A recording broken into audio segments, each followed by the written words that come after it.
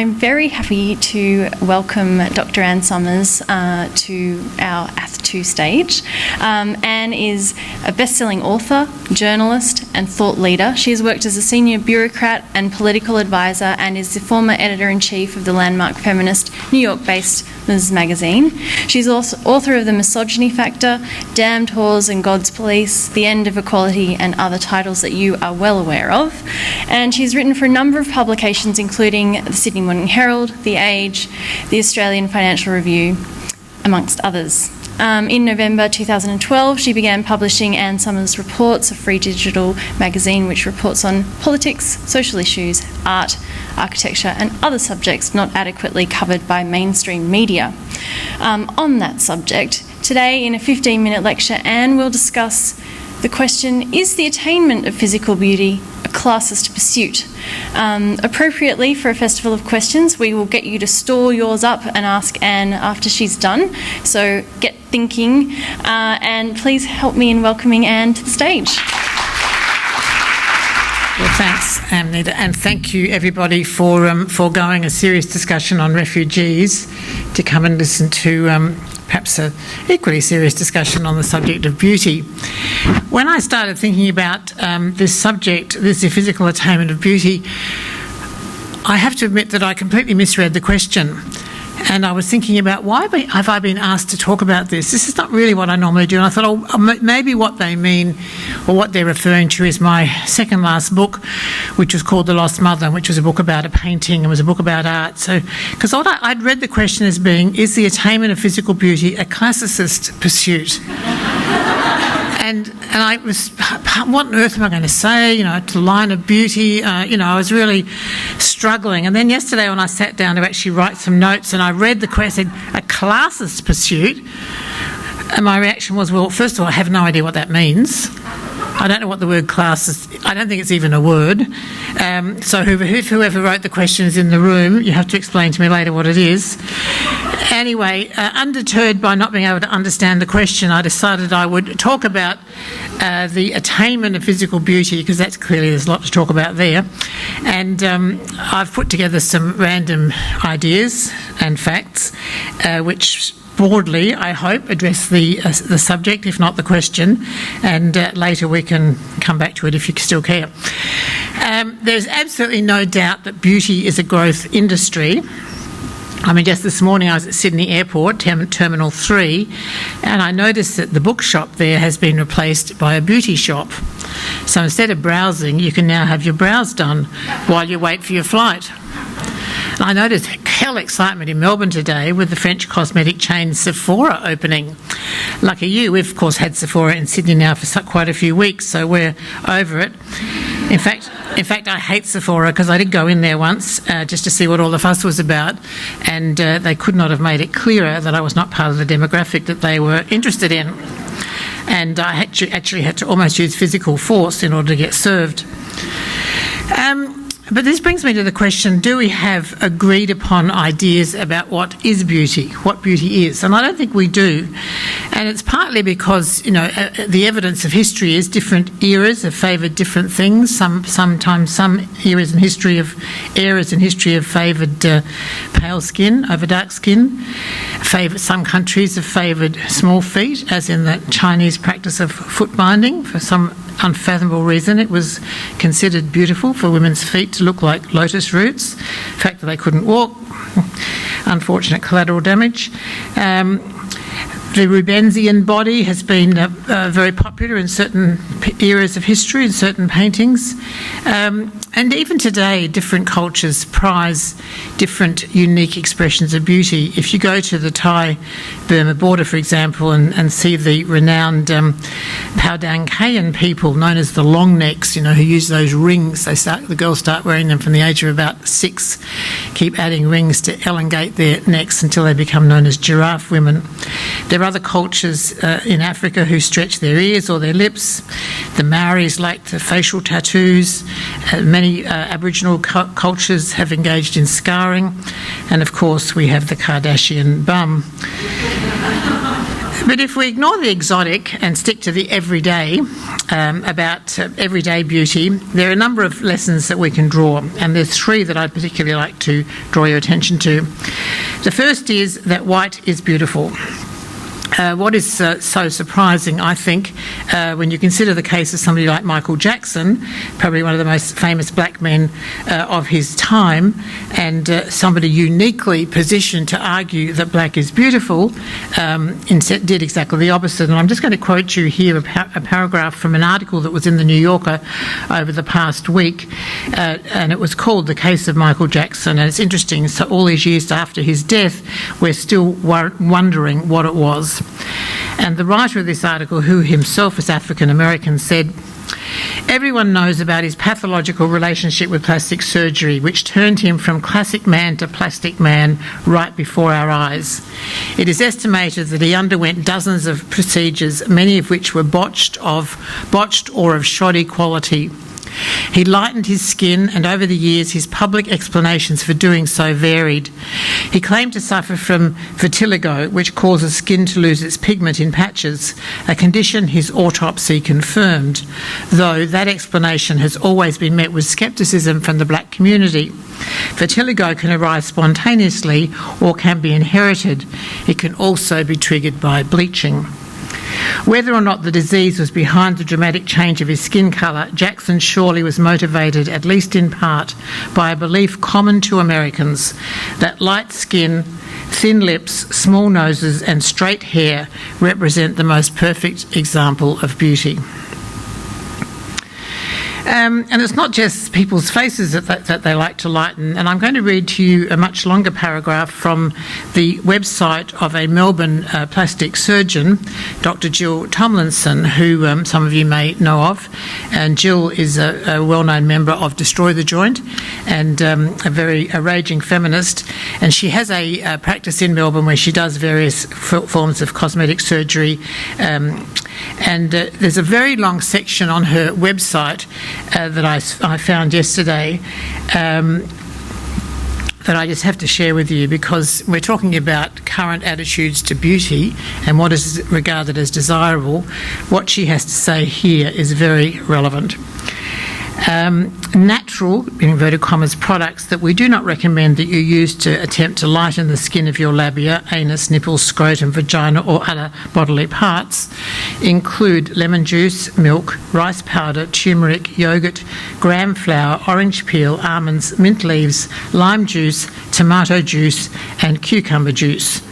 We also do not recommend that you try to lighten your vagina or other body parts with vitamin E, vitamin C, L-glutathione soap, papaya soap, bleaching cream, baby oil or mineral oil.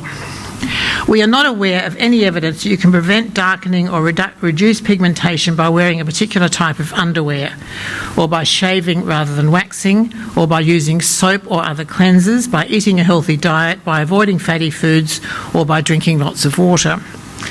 I find it amazing that she has to put all this on her website. It says, obviously easier and more efficient than answering the many requests she must get.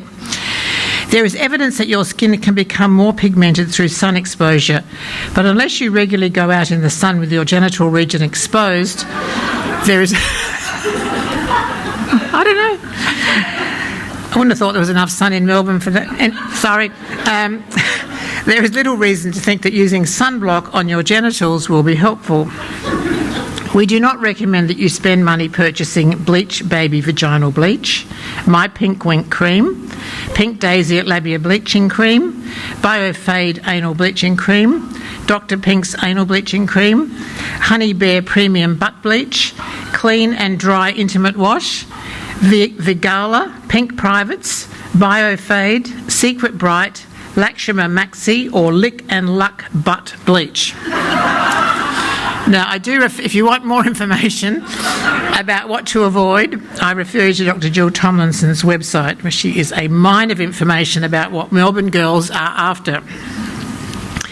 So on the continuing theme of whiteness, I remember the first time I went to China about 10 years ago, I was astonished to go into a fancy department store to the cosmetic section and to notice a whole lot of Nivea. I use Nivea cream myself, but there are a whole lot of Nivea products that I had never seen in Australia or in Europe or anywhere else, and they were basically skin whitening creams. And Nivea has turned this into a huge industry in China. And I thought this was rather sad to see it, and then I asked somebody who lived in China about this, because I assumed that women were using this cream because they wanted to be more like Western women. And no, that wasn't the reason at all. The women were using this cream because they didn't want to look like peasants. And women who work in the sun, of course, had sunburnt skin, and that was a sign that you needed money, you needed to work, and therefore the Nivea skin whitening cream was to show that you were a person of cultivation and class. So the desire to be white, whether on your face or your other parts, nether regions, is clearly a trend in the attainment of beauty today. A second trend, which is I just draw your attention to, is vulvar conformity. There's been, again from Dr. Jill Tomlinson, she's a mine of information, this woman, there's been a great increase in labiaplasty in Australia, with more and more girls wanting designer vaginas. Several thousand a year are done in this country. Now, why? And where does the idea come from? There seems to be no doubt that some of the motivation for this comes from the pornography industry, where either from watching porn themselves or from hearing about it from their boyfriends, girls learn that the ideal feminine body is hairless and also conforms to certain aesthetic characteristics which I don't know who decides these things, but I went to a lecture recently that Dr. Jill Tomlinson gave in Sydney, and she, as part of this lecture, did a couple of slideshows onto the screen behind us of pictures of about 500 vaginas.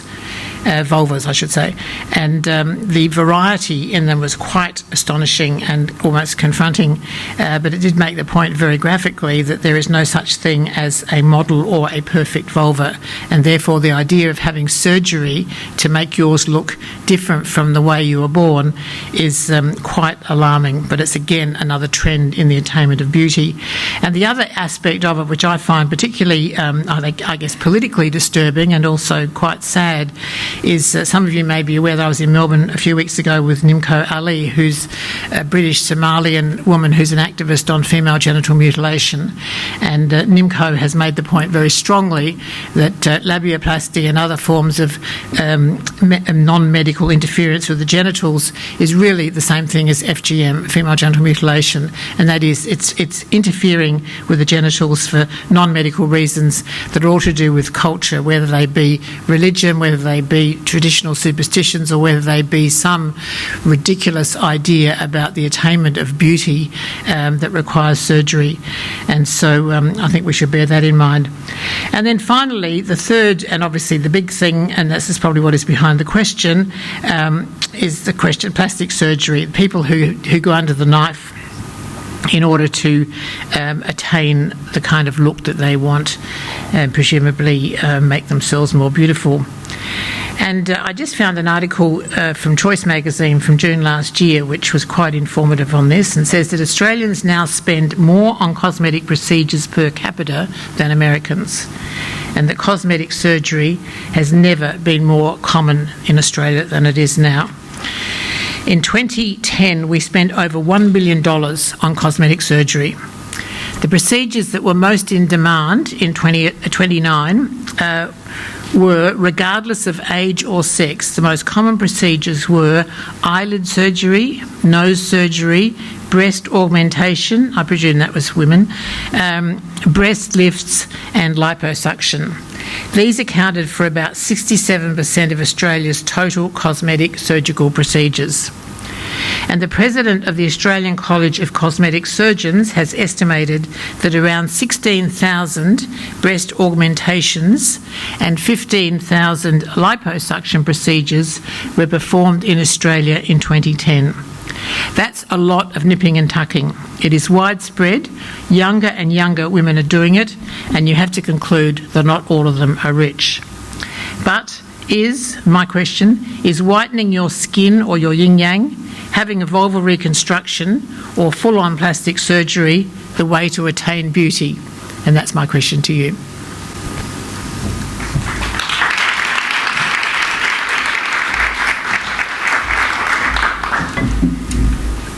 We're going to keep Anne up here and kick off the Q&A now.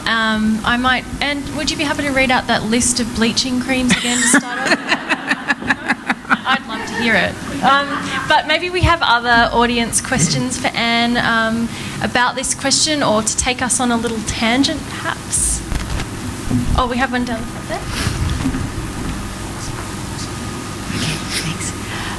You discussed a little bit about how our perceptions of aesthetic beauty and the acquisition of it are linked with cultural ideals and also notions of success. But I was wondering whether you thought that there were other, perhaps even more powerful mitigating factors which bore a significant influence. So, for example,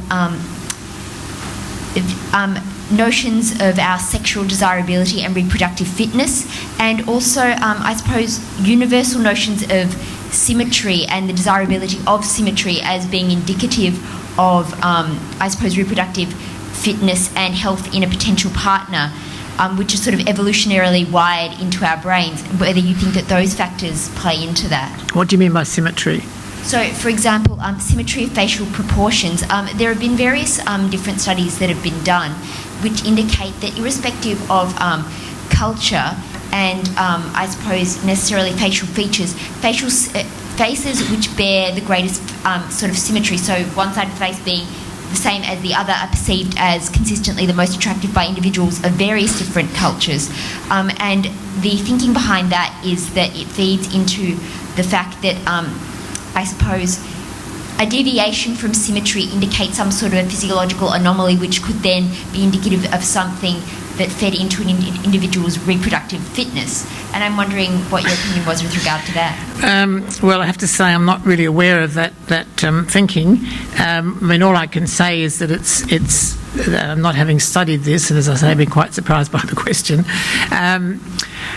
I mean, there is little doubt, I think, that people who are perceived to conform to notions of beauty as currently defined by society are generally more successful. They have an easier time in life. People defer to them. They get their way. They get pay rises. They earn more.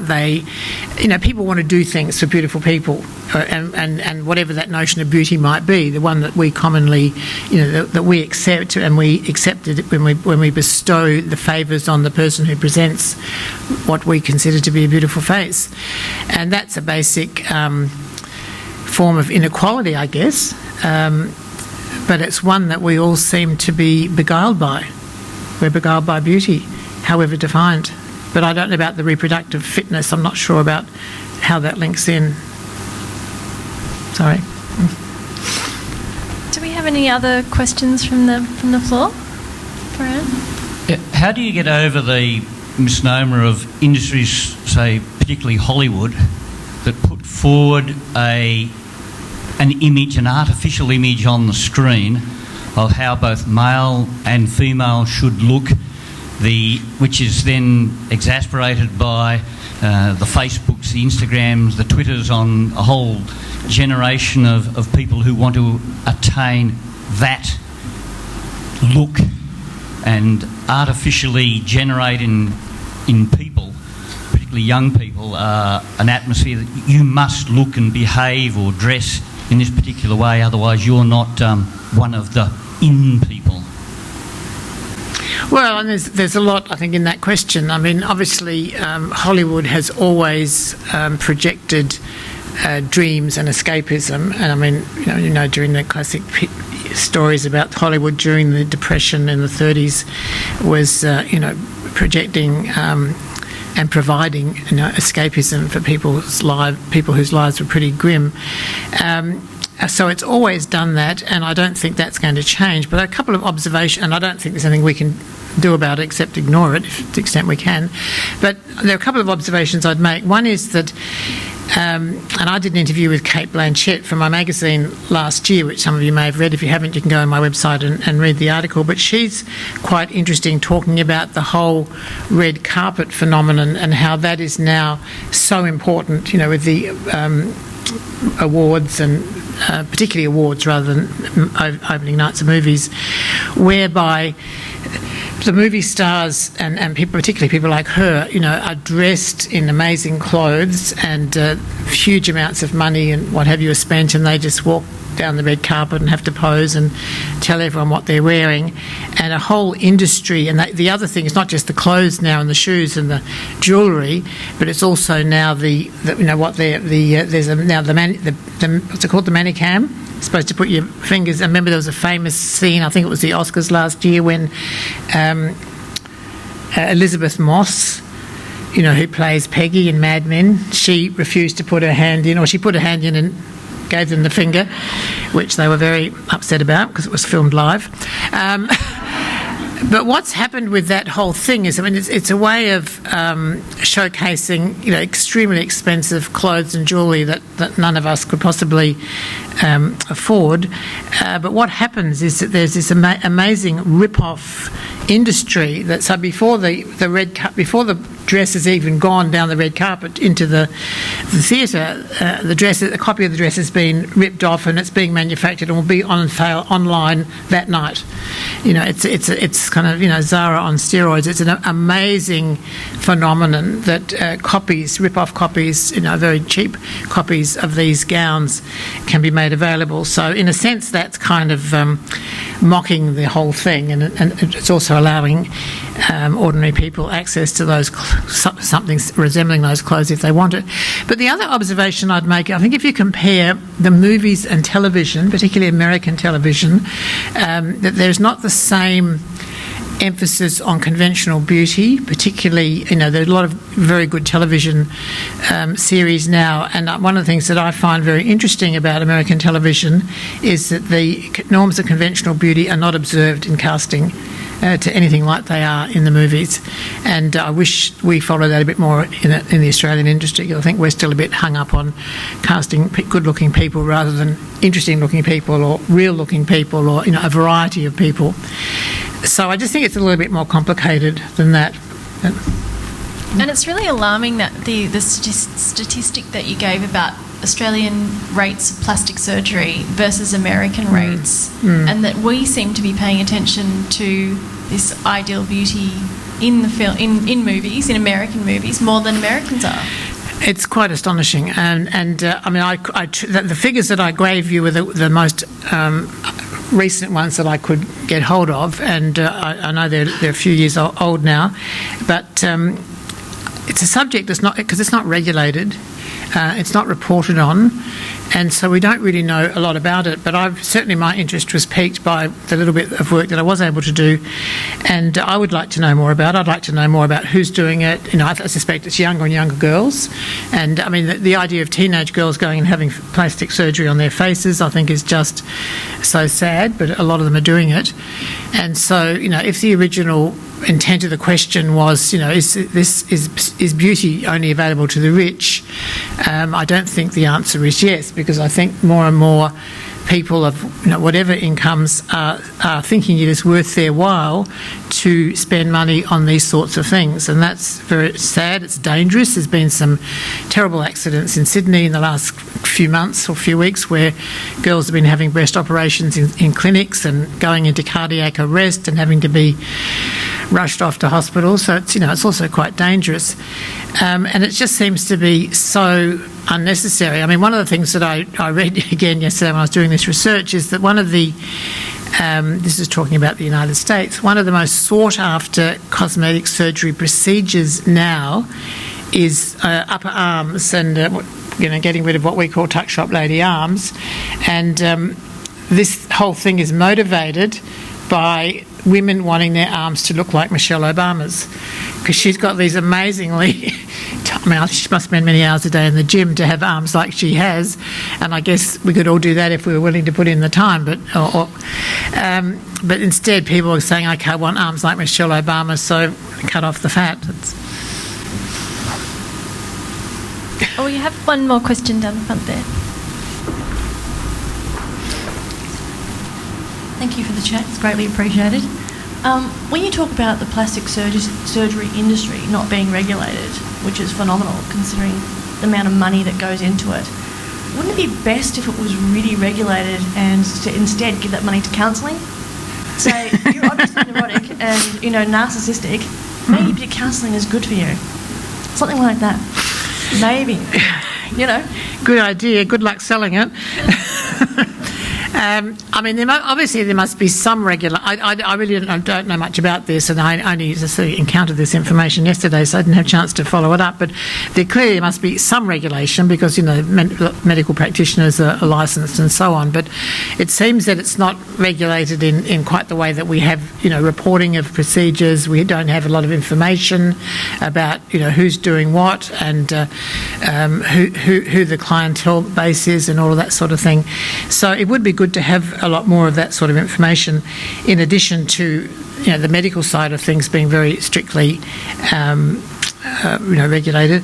But I agree with you. I mean, I think why is it that I mean, there is a case for plastic surgery in some circumstances. I'm not going to rule it out completely, and particularly in, you know, after burn surgery and all sorts of things like that. So we're not saying all cosmetic surgery is wrong or bad, but I think what we're talking about is that which is basically vanity, either propelled by vanity or propelled by by insecurity. You know, the notion that, you know, there is a particular way that your face should look or your breast should look or your arm should look or whichever bits of you should look.